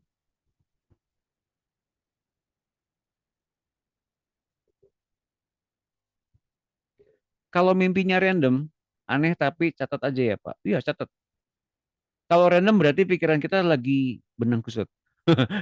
Itu dia ciri-cirinya. Kalau mimpinya jelas banget berarti kita lagi menerima pewahyuan dari Tuhan. Gitu Bu Vivi.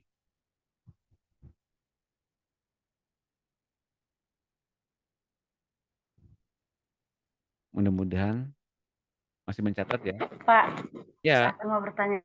boleh, silakan. Kurang jelas. Sorry. Nggak kedengeran. Ini akan terjadi kayak gini. Ya. Tapi dalam perjalanannya gitu kan, kita langgar gitu loh. Kita langgar dan baru kita ngeh, oh, ini dia artinya sebenarnya aku udah dinasihati dalam mimpi tapi kulanggar lagi gitu. Itu gimana ya Pak ya? Rasaku aku udah ngerti ini nih artinya ini. Misalnya bercinta dengan ini kan, bercinta dengan dunia gitu kan. Tapi kulanggar nanti udah malamnya kan ketemu sama teman-teman rohani gitu. Tapi ngelanggar gitulah. Pokoknya baru aku ngerti Tuhan udah dikasih dalam mimpi itu gimana ya Pak ya? Sebetulnya kita sebetulnya udah diberikan bekal dan kita tuh udah tahu batasannya seperti itu. Kalau jatuh ke dalam dunia lagi, memang itu bisa dipulihkan dengan cepat. Kalau kita udah sadar itu dosa, tapi kita ngelakuin dosa itu, nah itu biasanya ada ikatannya. Oh gitu ya. Mengerti ya? Gitu. Iya Pak ya Pak. Iya. Contoh soal dunia yang bukan soal dosa ya. Bekerja tuh bagus nggak sih? Bagus kan bekerja? Ya, siapa yang bilang bekerja itu jahat? Bekerja itu ada dalam kutub. Iya bolehlah pikir begitu. Tapi kan masa jadinya kita semuanya full timer. Sebetulnya Tuhan tuh menetapkan full timer kepada orang-orang full timer sebetulnya. Tapi kalau pada orang-orang yang masih bekerja ya dia silakan bekerja aja. Mengerti maksud saya? Nah, tapi kalau kemudian orang bekerja sampai dengan lupa dia berdoa, sampai dengan dia lupa dengan keluarga, yang terjadi adalah kita menjadi orang masuk ke dalam dunia lagi. Manusia rohani kita nggak terlatih dalam dunia roh dan kebenarannya. Apakah langsung jadi berdosa? Kan enggak. Ngerti ya maksud saya ya? Tapi akan cenderung menjadi orang berdosa karena udah nempel dengan dunia gitu loh. Mengerti kan maksud saya? Iya, nah, gitu. Jadi sekarang terjawab ya pertanyaannya Bu Dina. Iya Pak, betul terjawab. Makasih Pak. Makasih juga. Kalau mimpi tentang orang lain, lebih baik doakan dulu. Karena kalau kemudian kita jadi penyampai mimpi dari Tuhan kepada orang itu, ada hal yang mesti harus kita sadari hati-hati ya. Kita bisa jadi kemudian dapat tantangan, kita jadinya luka, atau kita jadinya bitter, atau kita jadinya, kok jadi gini Tuhan? Nah, lebih baik doakan dulu. Ya. Kita lagi berlatih jadi pendua safa di situ untuk mengemukakan keinginan Tuhan. Setidaknya bahwa mereka dalam pengajaran orang bisa lebih ngerti, arahannya jelas. Dan itu universal buat siapapun. Jadi mereka nggak langsung tersinggung karena kita kemudian menegurnya kepada banyak orang. Dan kita pun ditegur oleh karena pengajaran itu sendiri. Tapi kalau kita, saya mimpi dari Roh Kudus gini, kamu adalah gini, kamu udah akan gini, kamu berdosa kemarin ya gitu. Itu jadi orang yang kemudian melukai orang itu. Nah, hati-hati teman-teman, jangan sampai kemudian yang kita dapatkan memang betul hikmat dari Tuhan, tapi karena kita nggak bijaksana, jadinya kemudian ada ketimpangan dalam hubungan sosial dengan orang lain. Ini yang perlu kita waspadai, ya teman-teman. Mudah-mudahan terjawab. Mudah-mudahan terjawab. Pertanyaannya, oke, Bu Elvi silakan. Ya Pak Doni, ini menyangkut mimpi juga ya Pak Doni. Iya. Ini kan kadang-kadang kan kemarin ada kejadian juga setelah ipar meninggal. Kategori mimpi ini yang masih tanda tanya bagi saya Pak Doni. Ya. Kalau dikategorikan mimpi itu kan ada yang menyatakan suatu petunjuk dari Tuhan, tetapi juga ada yang menyatakan mimpi itu sebagai bunga tidur. Ya, bunga Tapi tidur itu kadang-kadang pendapat orang-orang bunga tidur sebetulnya. iya, tapi kadang-kadang pemahaman kita pribadi, kita belum mampu untuk mengartikan apa itu arti mimpinya.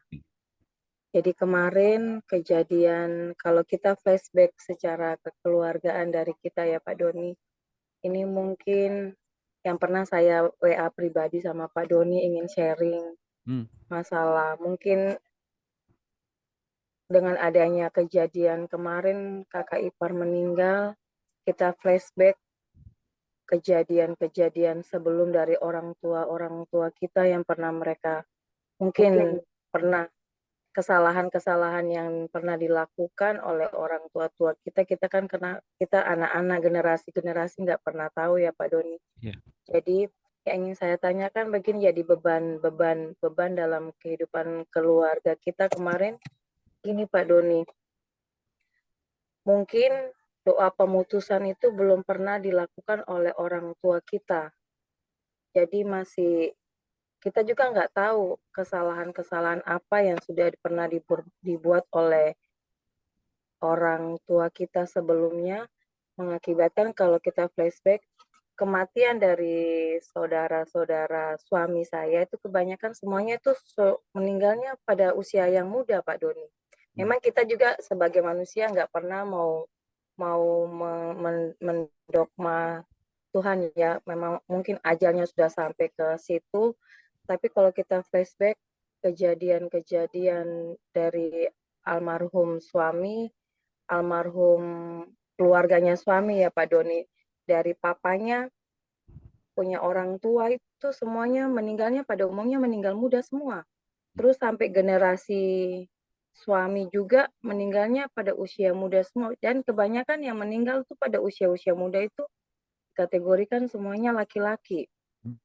Jadi waktu kita flashback, setelah kita mendengar kejadian-kejadian yang orang tua mungkin yang sudah mengetahui jalan ceritanya atau kronologis kejadian yang mungkin belum diputuskan ya Pak Doni, baru kita mengetahui bahwa mungkin ada kemarin itu ponaan saya sebelum papanya meninggal itu ada mimpi juga Pak Doni. Terus dia waktu ngomong sama saya bilang gini, terus terang Tante Helvi nggak tahu tuh arti mimpinya apa. Tapi pengalaman dari suami saya yang meninggal juga dulu tuh seperti itu Pak Doni, kita belum pernah memahami arti mimpi itu. Semenjak anak-anak saya juga bermimpi juga kita nggak pernah tahu arti mimpi itu. Tapi setelah di bulan tahun 2022 kemarin, setelah ada kejadian-kejadian yang menjanggal menjanggal di kehidupan rumah pribadi saya. Terus saya ada sharing sama pendeta, terus waktu kita menyelesaikan persoalan-persoalan yang mungkin kita belum pernah tahu ya Pak Doni, kita mendapatkan jawaban itu. Memang terus terang Pak Doni, waktu sebelum sebelum suami saya meninggal itu banyak sekali yang Tuhan tunjukkan itu melalui mimpi-mimpi. Tetapi saya tidak pernah memahami arti mimpi itu tuh apa. Tapi setelah sharing dengan salah seorang hamba Tuhan, baru saya diberikan pemahaman bahwa di dalam mimpi itu juga ada satu petunjuk. Ada suatu petunjuk yang Tuhan kasih buat kita. Terus Ibu Pendeta ini juga bilang, Uselvi ternyata mendapatkan karunia begitu banyak, tetapi Uselvi cuek dengan petunjuk itu. Terus saya bicara sama Ibu Pendeta juga, saya bilang ini, Bu, bukannya saya cuek, tapi saya tidak memahami itu arti mimpinya apa. Banyak sekali mimpi yang Tuhan tunjukkan buat saya, tapi terus terang Pak Doni, saya belum pernah memahami, karena saya berpikir begini, bahwa mimpi itu cuma hanya sekedar bunga tidur. Jadi setelah mengikuti ini, saya juga baru berpikir bahwa di dalam mimpi itu ternyata ada sesuatu petunjuk yang Tuhan kasih buat kita, tetapi kita tidak memahami dengan cara apa untuk kita bisa memahami atau menyelami apa maksud Tuhan melewat mimpi itu, Pak Doni. Oke, saya akan jawab sejelas mungkin ya tentang arti mimpi. Dengan diawali tadi tulisannya seperti gini.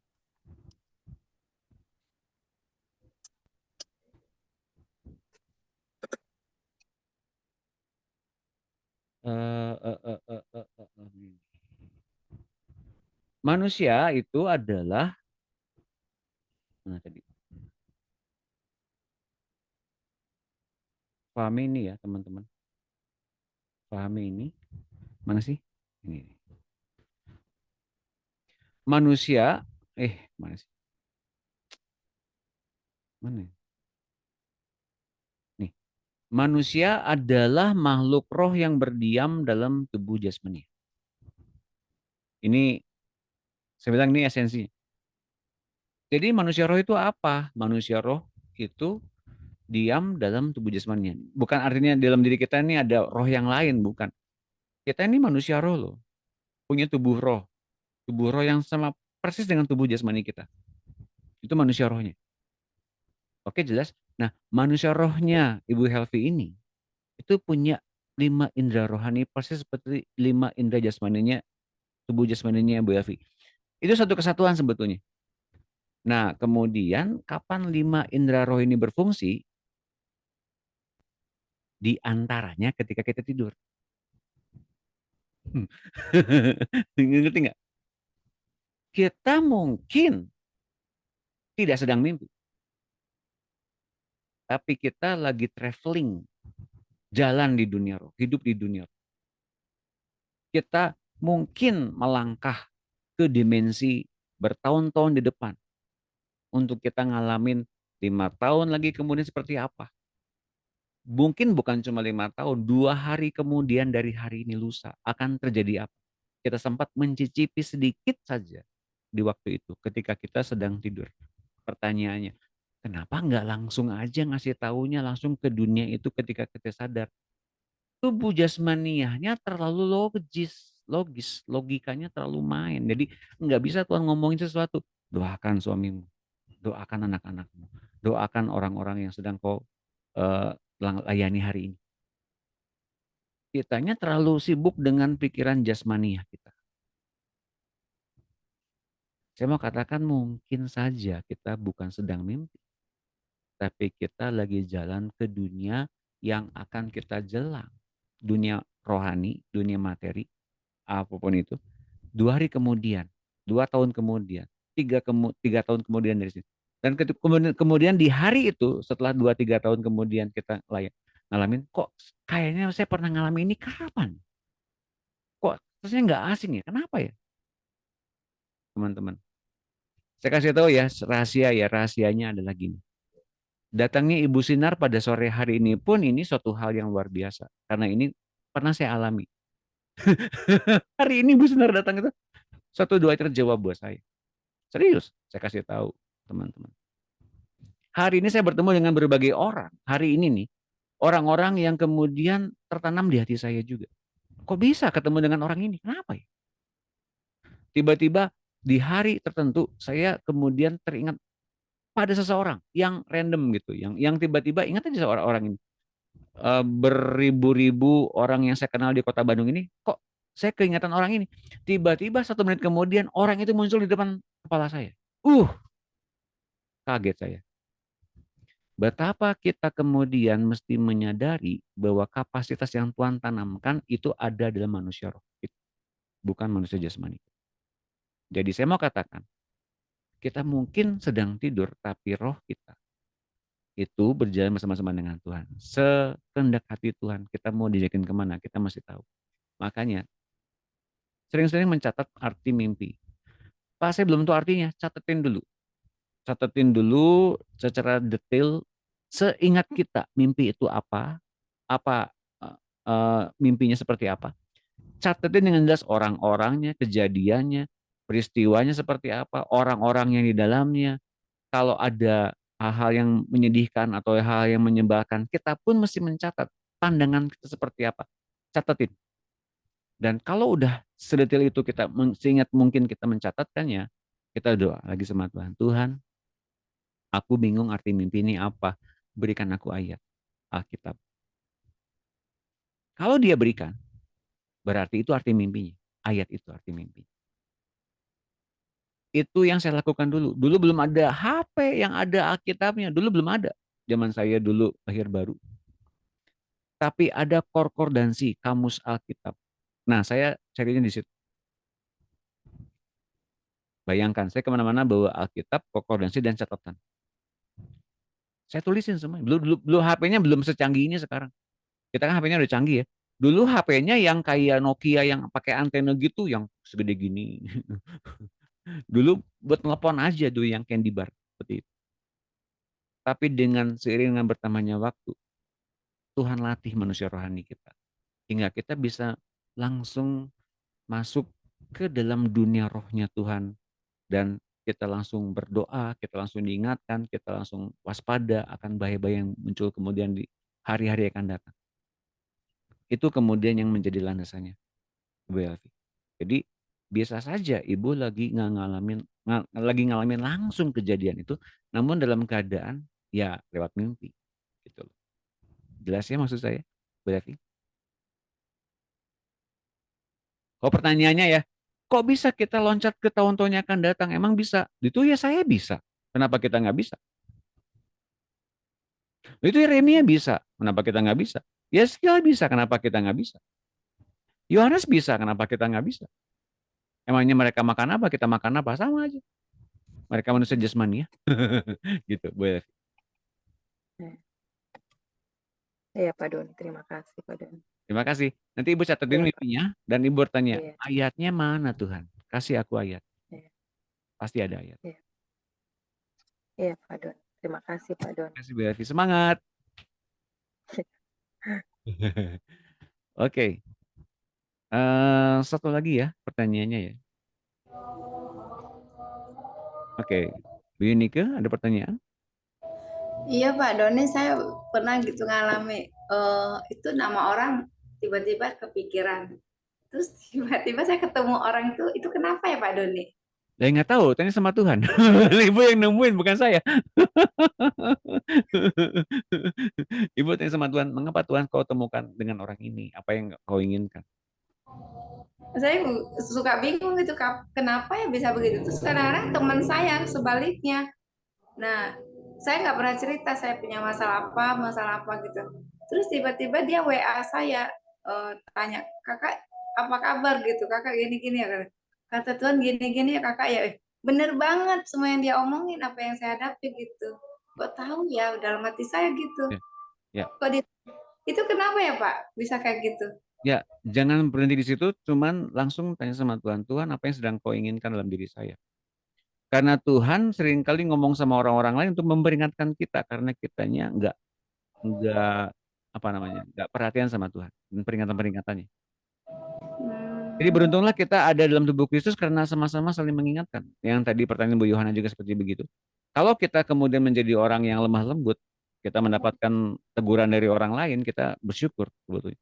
Tapi kalau kita negur orang lain atas mungkin kita mengasihi dia awalnya ya, dasarnya kita mengasihi dia karena kita mungkin diberikan kuasa oleh Tuhan untuk memperingatkan seseorang itu, tapi orangnya masih belum terima, orangnya masih belum punya kelemah lembutan, pasti akan berantem. Jadi saya mau katakan begini teman-teman, Bapak Ibu sekalian, kita punya pimpinan Roh Kudus juga di hati kita. Ayo peka akan tuntunannya. Kalau ada yang memperingatkan kita, terima dengan lemah lembut. Oke? Jangan tolak mereka. Terima kasih ya atas kasihnya, atas doanya, Tuhan berkati. Dah gitu aja. Kalau kita mungkin melakukan kepada orang lain, orang itu akan ngamuk. Mungkin ya, saya mau katakan. Tapi syukur kalau tidak. Ya, tapi latihan. Lagi, apa yang mesti kita lakukan? Ngomong, doain, atau bagaimana? Gitu Bu Yunike dan Bu Yohana ya. Tadi pertanyaan itu jawab lagi. Iya Pak, makasih Pak Doni. Terima kasih, Tuhan berkati. Sampai di akhir acara Bapak Ibu sekalian. Terima kasih atas kehadirannya. Nanti hari Rabu kita akan teruskan kembali bagian yang ketiga dari hidup di dua dunia ini. Mengapa? Ini pun akan dibahas besok. Nah, pastikan besok hadir ya teman-teman di sini. Ibu Ayu, Bu Helvi, Bu Levina, Bu Yunike, Bu Sinar, Vivi, Paiki, Sam, dan adiknya Sam juga. Kemudian Ibu Dina, Bu Esther, Bu Yohana, Bu Erna, Bu Leni. Silakan datang hadir besok jam 16 WIB. Karena akan diberikan tentang apa itu doa. Apakah kita masih ngotot jawabannya seperti apa yang kita inginkan? Apakah kemudian yang terjadi kalau kita lagi berdoa? Apa yang sedang Tuhan lakukan ketika kita berdoa? Kita temukan jawabannya besok di webinar RTM jam 16 WIB. Tepuk tangan semuanya. Wow, terima kasih sudah hadir tepat waktu ya, teman-teman. Besok jangan lupa terbatas 100 orang. Kalau ada 102 orang, yang 2 orang pasti nggak boleh dapat. Nggak boleh masuk. Jadi pastikan hadir tepat waktu. Kalau perlu jam 4 kurang 5 deh udah masuk ya. Karena akan dibatasi.